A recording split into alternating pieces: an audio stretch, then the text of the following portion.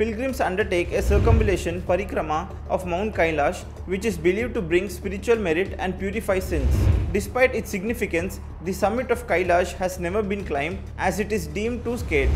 This is not a hormonal party in the night. This is not a party of drunkards. This is not a party of lustful people. This is a party of people who are dripping with life, the ecstasy of life. So this was referred to as the Ras. In the lore, in the yogic lore, it says he was 9 feet tall. Why they're saying this is, when he came down south to southern India, they say he was twice the height of an average woman. So they were generally in southern India at that time, women were somewhere between 4.5 to 5 feet. So it is assumed he is somewhere between 8.5 to 9 feet tall. So he is a man, all man, the man.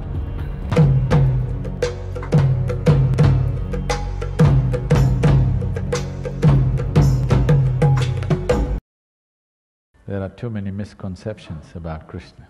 But we must understand that his butter business was all till he was 6 years of age or 8 years of age. At the age of 16, when his guru Sandipani made him realize what is the purpose of his life, first of all he left Vrindavan, never again came back. Never again came back to see any of his relatives or the girls or boys of his area. That was the end of it. At 16, he left. When he was leaving, today if we say Krishna, we say Radhe Krishna. Radhe comes ahead of Krishna. Because their love, their intimacy, their romance caught the imagination of a whole culture in the entire subcontinent in such a way that we don't say Krishna Radhe, we say Radhe Krishna. But at the age of 16, he saw her for the last time and never again saw her.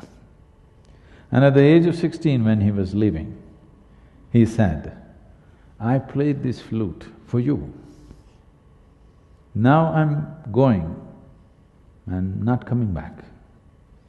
So, as an offering to you, for the love that you are, I'm going to give this flute to you and never again play the flute again, and he never again played the flute. From then on it was Radha who played the flute. He never played flute after 16.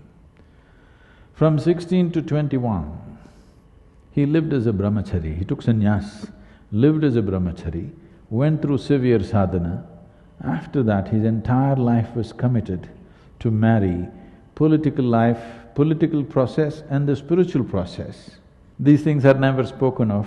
In the northern plains of India, he set up over 1,000 ashrams because he wanted spiritual process not to be a separate thing. He wanted spiritual process to be a part of life. As we live, as we brush our teeth in the morning, we meditate. He wanted to bring spiritual process not as a fringe thing, but as a mainstream life, particularly to the rulers of the country, of those many countries that India was at that time. So he lived an absolutely dedicated and committed life. But generally people think all he did was eat butter, play flute and dance with the girls.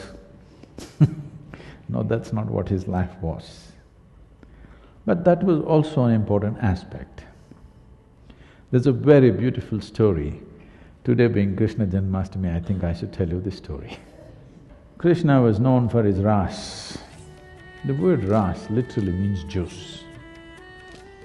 The biggest problem with most people in their life is they don't have juice, they have hormones. They don't have life juices in them. There's no life, there's no intensity of life.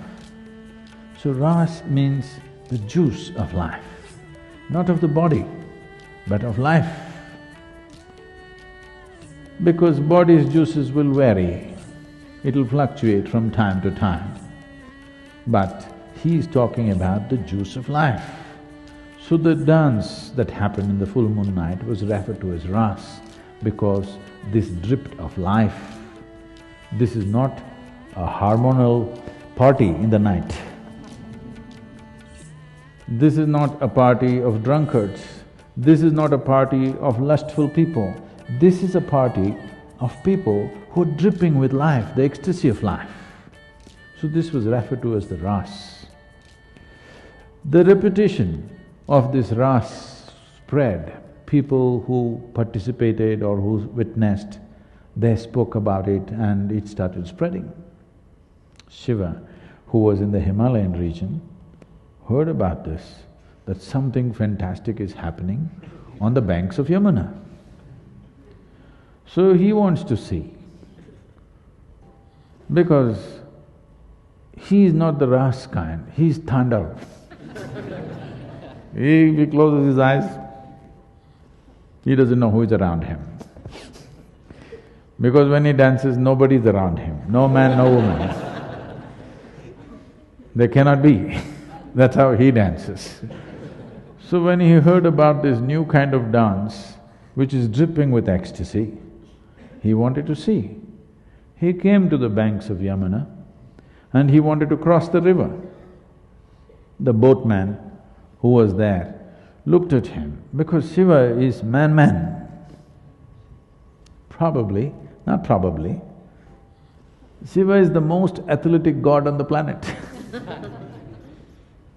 Yes? In the lore, in the yogic lore, it says he was 9 feet tall. Why they're saying this is, when he came down south to southern India, they say he was twice the height of an average woman. So they were generally, in southern India at that time, women were somewhere between 4.5 to 5 feet. So it is assumed he is somewhere between 8.5 to 9 feet tall. So he is a man, all man, the man.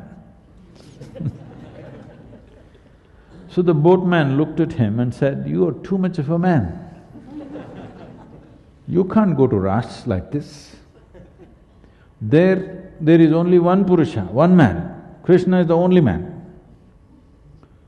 This kind of man cannot go there." Shiva looked and said, "What am I supposed to do?" He said, "At least dress up as a woman and go." He was, "What? Me dressing up as a woman and going?" He said, "Otherwise there's no Ras for you." Then he said, "Where do I get women's clothes?" Then he said, the boatman said, "I will ask my wife to give her clothes to you. You wear and go. You must participate in the Ras appropriately, as a feminine, not as masculine." So Shiva decided to borrow the boatman's wife's clothes, which she was wearing. I mean, it's a poor family. Then he looked, it is not even spare clothes. He is asking him to wear clothes that she is wearing right now. There's a beautiful painting in some places which are the Madhubani kind of thing, where a woman's hand has come out of the door and Shiva is receiving like this and went to Ras. This story is in appreciation of Krishna, where if you want to experience this, you must know the feminine, otherwise you will not know Ras. This is ultimate appreciation of the feminine. You understand? This is a most fabulous appreciation of the feminine, not female, feminine. Because in this culture, we always saw that unless masculine and feminine play an equal role, there will be no beauty to life. Today we are building a world where feminine is being massacred. Even if a woman wants to be successful, she has to be like a man, otherwise there is no way she will succeed in today's world. Feminine is being massacred. See, it's already happening. You go sit anywhere in the world, No more are people, in normal conversations, are people even discussing weather as they used to do in the past. The only thing every idiot on the planet talks about today is economy. Yes? Wherever you go, how is the economy doing? How is the stock market doing? Nobody is asking how's the monsoon doing. Everybody is only talking about how's the economy doing, how's the stock market doing. This means masculine has taken over. Survival has been raised to heaven. A simple process… Economics means what? Simple, survival, yes? Survival complicated. Yes or no? Process of survival, how to procure food, how to do this, how to do that, how to build this. This is all survival, building a home, eating, wearing your clothes, doing a little bit of shopping is survival, isn't it? Now survival is the only thing we are talking about because feminine is largely banished. At least in your homes you must keep it. Out in the society is largely gone. Masculine is everything. So today is Krishna Janmashtami. Here, he is making a point saying that if the feminine is not on in a society, there is no real life. We are not talking about men and women, we are not talking about male and female, we are talking about two fundamental qualities called masculine and feminine. So Krishna's life is about celebrating the feminine because masculine will anyway manifest, that is the nature of the masculine. But feminine has to be nurtured, otherwise it'll go away. Anyway the rocks will be there, but flowers won't be there. You have to nurture them, isn't it? Yes? In the land, rocks will be anyway there, nothing will happen. Whatever kind of weather, whatever the temperature, rocks will be there. Flowers have to be nurtured. If you don't nurture them, there will be no flowers left. With rocks we can build. What can you do with flowers? Nothing. It is just that life doesn't happen just because of utility. Here are few fascinating facts about Lord Shiva, the destroyer and transformer. Shiva's role as the destroyer in the Hindu trinity Trimurti is not purely about destruction in a negative sense. Instead, Shiva's destruction is an essential part of the cycle of the universe, which includes creation, preservation and dissolution. His act of destruction clears the way for new creation and growth, making him a vital force in the cosmic order. This role emphasizes the transient nature of the material world and the eternal cycle of life and death. Shiva is also the transformer, embodying change and the potential for spiritual awakening and renewal. The third eye of Shiva, also known as the eye of wisdom or the eye of intuition, symbolizes his ability to see beyond the illusion of the material world Maya and into the deeper truths of the universe. This eye is associated with the concept of spiritual insight, the power to perceive the ultimate reality and the destruction of ignorance. It is said that when Shiva opens his third eye, it can incinerate evil and destroy any form of negativity. This aspect of Shiva highlights the importance of spiritual knowledge and the potential to achieve a higher state of consciousness. Mount Kailash. Mount Kailash, located in the Tibetan plateau, is not only considered the home of Shiva but is also regarded as the center of the universe in Hindu, Buddhist, Jain and Bon traditions. Hindus believe that Shiva lives here in the eternal meditation with his consort Parvati. The mountain is often described as a cosmic axis that connects heaven and earth. Pilgrims undertake a circumambulation parikrama of Mount Kailash, which is believed to bring spiritual merit and purify sins. Despite its significance, the summit of Kailash has never been climbed as it is deemed too sacred. Nataraja, the cosmic dancer. Shiva's form as Nataraja, the lord of the dance, is a powerful representation of his role in the universe. The dance of Nataraja is known as the Tandava, which can be both a dance of creation and destruction. In this depiction, Shiva is shown dancing within a ring of fire, symbolizing the universe. His dance brings about the cycle of creation, preservation and destruction. The various gestures of the dance, mudras, represent Shiva's powers.